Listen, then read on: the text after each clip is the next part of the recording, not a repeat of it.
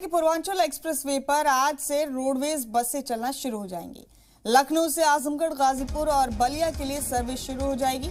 Service में AC शताब्दी, AC जनरत और पिंक बसें भी चलेंगी। पूर्वांचल एक्सप्रेसवे पर इसके साथ ही मुसाफिरीन का वक्त भी बचना शुरू हो जाएगा।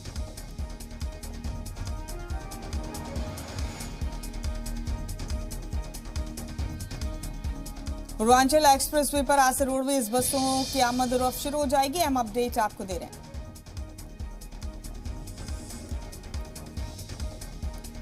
लखनऊ से आजमगढ़, गाजीपुर और बलिया के लिए सर्विस शुरू हो जाएगी। सर्विस में लगाई जाएंगी एसी शताब्दी, एसी जनरत और पिंक बसें और इसके साथ ही पूर्वांचल एक्सप्रेसवे पर मुसाफिरीन का वक्त बचेगा।